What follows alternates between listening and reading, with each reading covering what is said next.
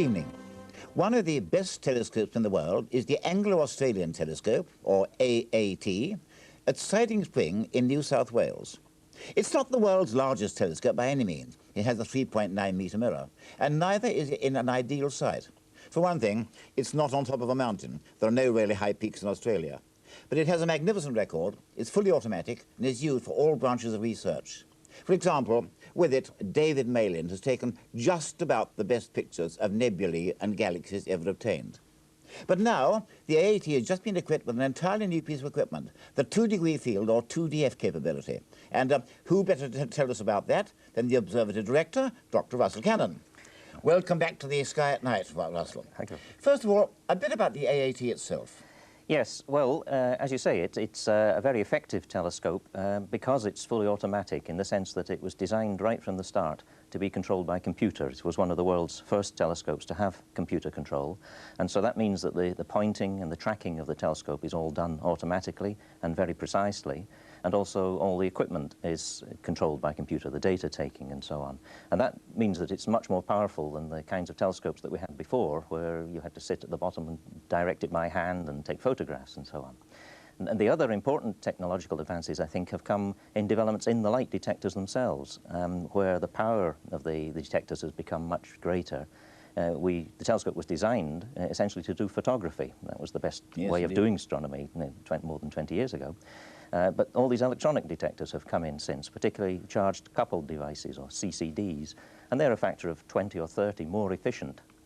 And then on top of that, we've done some clever tricks, if you like, with the instrumentation. For example, using optical fibres, so that instead of studying just one star at a time, we can study lots of stars at once by putting the light down optical fibres. Since the telescope can already do so much, what's the actual need for this new facility? Well, basically, there's two drivers, I think. I mean, the science is obviously the main one, in that we're always trying to do new, exciting scientific projects, and you've got to keep moving, and as soon as you do one bit of science, you want to see more stars or galaxies, or you want to go fainter so that you're seeing more distant things. And so we're driven to try to always become more effective, more powerful. And secondly, as you know, there are now a new generation of very large optical telescopes being built. The first, the Keck telescope, the 10-metre, is already working. And there are other 8 metres, like the Gemini telescopes that Britain is involved in. And these telescopes will, in some senses, beat us. They're bigger, so they collect more light. And so we've got to be a bit smart to try and stay competitive. Could you tell us a bit about the design of the 2DF?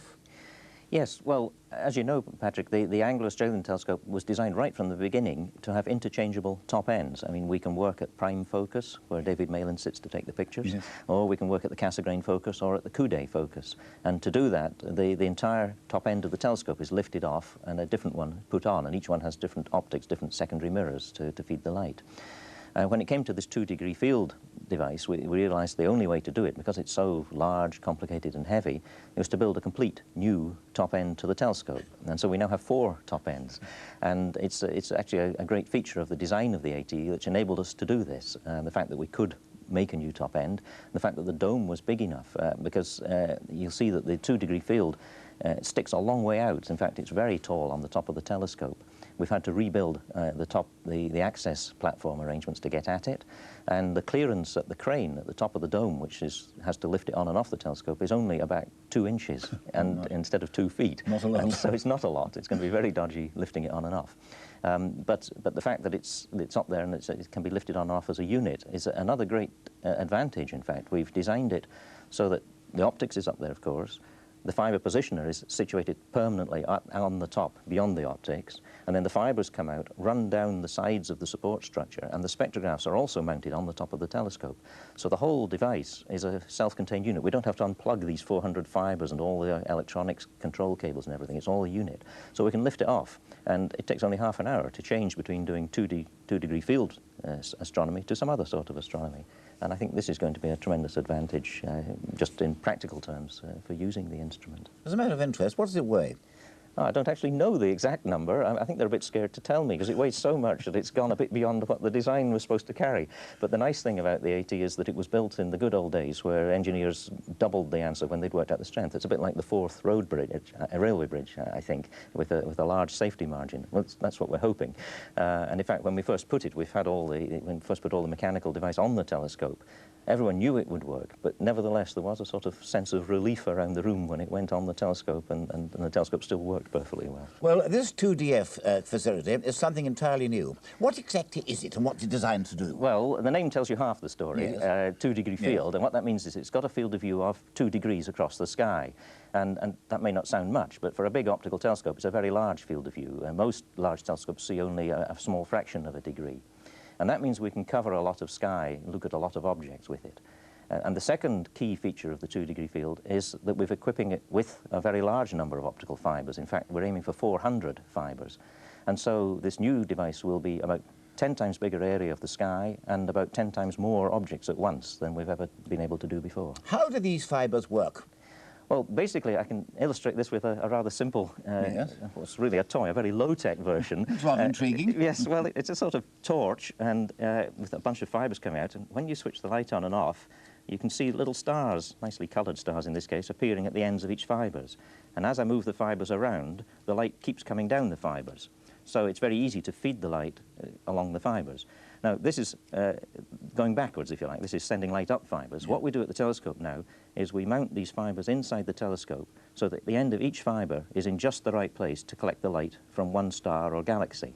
And then all the fibres come out of the back of the telescope and go together, not into a torch, of course, but into a very much higher tech machine, which is the spectrograph that we're using to observe the stars. So I imagine the next logical step, then, is to increase not only the size of the field, but also the number of fibres you're using. Well, that's exactly right. I mean, to take advantage of the field, you need to have more fibres, otherwise there's no benefit in having just the bigger field. And in the old prototype systems that we started with, we had only about 50 fibres, and the first system that was developed in Australia, in fact at the AT by Peter Gray, our engineer at the time, we had a large brass plate with little holes drilled very accurately in the right places, and you pushed the ends of the fibres into these holes, put the whole thing in the telescope, and away you went when you got it all lined up. The next step was to automate that. I mean, having to drill the holes and poke the fibres in was obviously a bit laborious. And so we had a robotic system, a thing called AutoFib for automatic fibre positioner, which was built, in fact, jointly with the University of Durham people and ourselves. And that ran around putting the fibres using a little tiny magnet on each end of each fibre to put it on a metal plate. Now, the new system, the 2-degree field, has a very fancy robot which will work very fast and very accurately to put the 400 fibres where we want them. It's meant a tremendous amount of work and research, hasn't it? Well, it has. There's quite a lot of technical advances in it. The main optics, for example, is a large lens system to give us this 2-degree field of view, and that has 4 lenses in it, each of which is actually almost as big as the largest refractor telescope in the world. I mean, it's amazing to think that the 40-inch Yerkes telescope has the lens, and our lenses are nearly as big as that. Now, that was an innovation, and we're delighted that works very well. We've had that now for about 2 years, so we know the optics are good. The positioner, it turns out, is also innovative because to get the precision we want and the speed, we have to be able to place these fibres to an accuracy of about 10 microns. That's about 1/100th part of a millimetre over a field of view which is about 20 inches in diameter. And we also have to be able to do it quickly, because if you're going to put 400 fibres down and you don't want to spend all night doing it, otherwise you're not doing astronomy, it means that we have to place each fibre in about 3 seconds. So we're using linear motors, for example, instead of a lead screw. The conventional way of having an XY motion for the robot would be lead screws, with linear motors. And there are many other technical innovations. So each step, we've had to find out how to do it and make it work. It's taken about 5 years altogether to build this instrument. Well, you have the instrument. It's working. Yes. What, in fact, is the ultimate aim of all this research? Well, it'll be used for lots of different projects, but I think the real driver, the most important scientific one, is to try to study the large-scale structure of the universe, and that's the distribution of the galaxies in space. We know from the COBE satellite, for example, that there is structure in the very early part of the universe. If we look at the nearby universe, the galaxies relatively close to our own galaxy in space, we see that they're very clustered. There are clusters of galaxies and clusters of clusters. But the real question is, how do you get from the very early universe, soon after the Big Bang, to the kind of structures that we see today? And the first step is to try to actually measure the structure. For years, people have been working with the plates from the UK Schmidt telescope, the Photographic Sky Survey, to map out galaxies all over the sky, and they produce beautiful pictures with 1 million galaxies or 2 million galaxies. And when you look at that, you realize that they're not spread randomly on the sky. There's a lot of structure. But when it's only the 2-dimensional picture, you don't really know what that structure is, because we're seeing things superimposed. If you look in one direction in space and measure the distances to the galaxies from the redshifts, because it's an expanding universe, you can do that, you find that the structure along the line of sight, that the galaxies come in clusters, and then there's a bit of empty space, then another bunch of galaxies, and so on. What we really want to do is to measure the three-dimensional structure on the largest scale. And to do that, we need to measure hundreds of thousands of galaxies. Now, in the old days, we used to measure one galaxy at a time with telescopes like the AT, and obviously you can't do 100,000 galaxies if you do one at a time. But now with the Fibres system, we'll be able to do several thousand galaxies a night, and so suddenly it'll be actually quite feasible to measure 250,000 galaxies in 2 years is the target. I think it's been rather surprised to find out that the galaxies are not just spread round about in space and random. I mean, there's definite structure in the universe, No. and of course you're tracking this down. That's right, but it's quite interesting trying to define what the structure is, and the mathematicians are going to have a ball, I think, trying to fathom it out. If you knew what sort of structure you're looking for, you can say, is there structure with lumps in space? Or if there's bubbles with no galaxies, and the galaxies are formed on the surfaces of the bubbles, like a soap bubble bath. And we don't know which of those pictures is right. Or it might be neither. It may be the galaxies are on wavy sheets or long, snaky structures in space. We just don't know. It began, in fact, with the Great Wall, didn't it? In fact, that's a good example, that's right. I mean, people have been doing this business now for already much more than a decade, but going rather slowly, and they found these amazing large structures very close by. But that's with samples of just a few thousand galaxies, and now we want to know how many Great Walls are there, how far do they go, that kind of thing. Obviously, this new facility is going to increase your scope tremendously.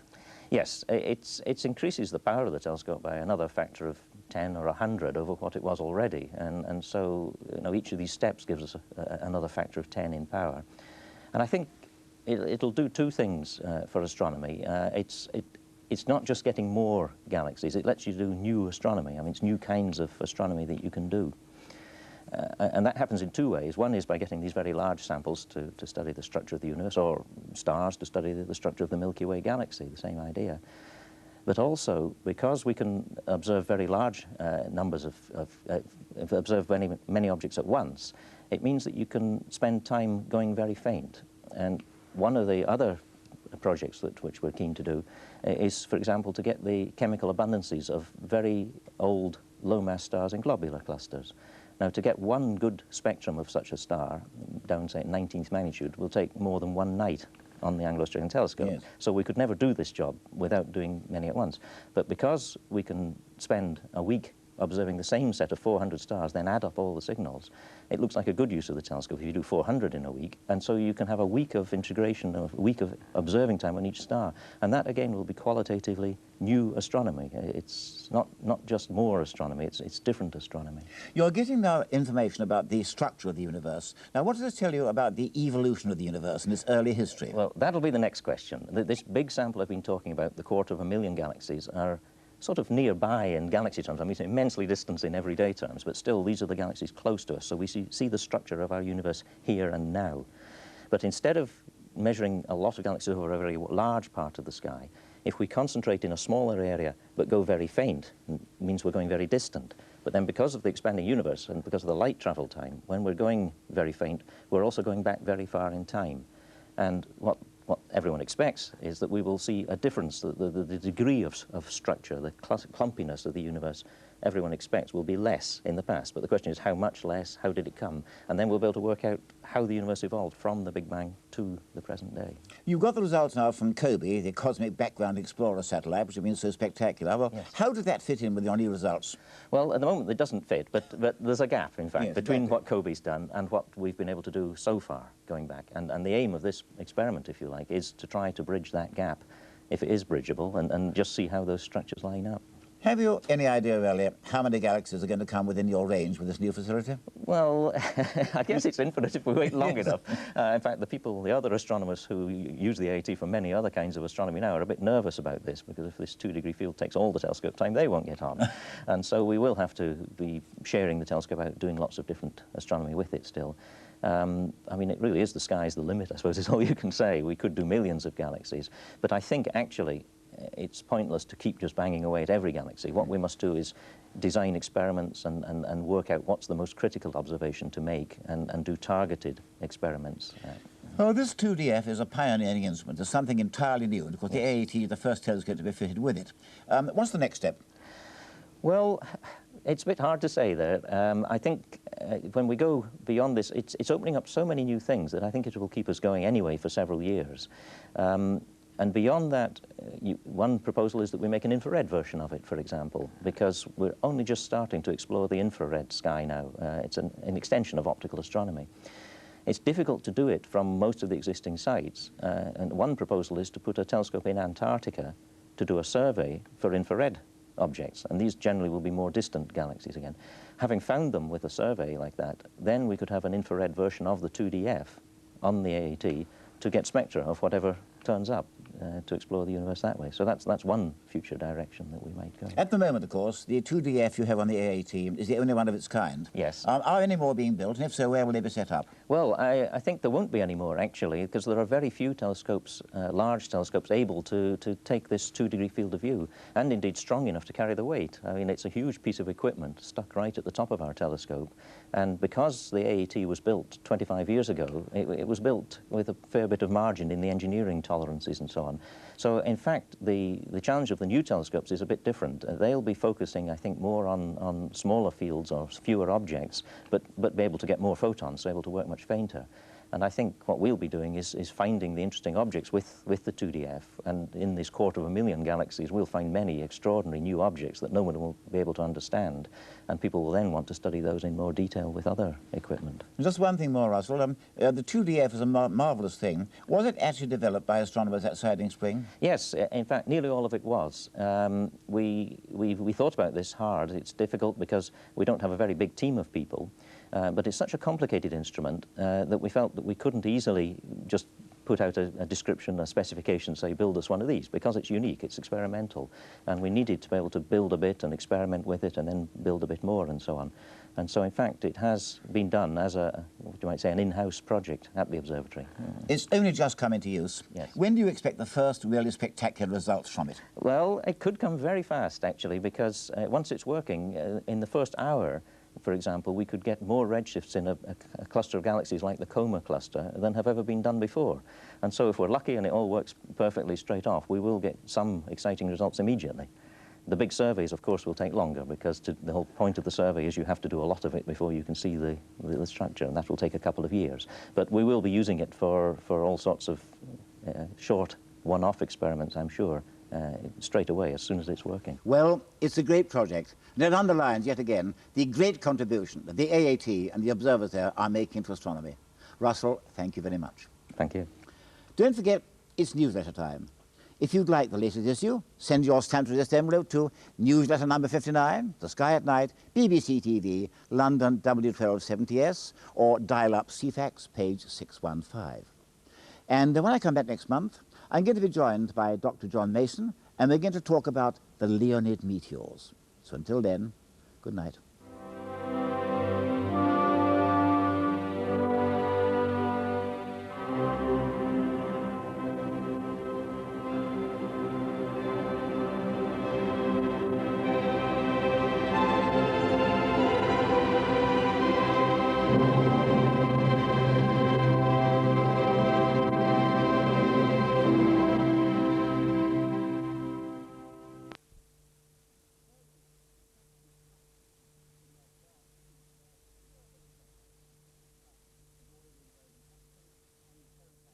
Gentlemen.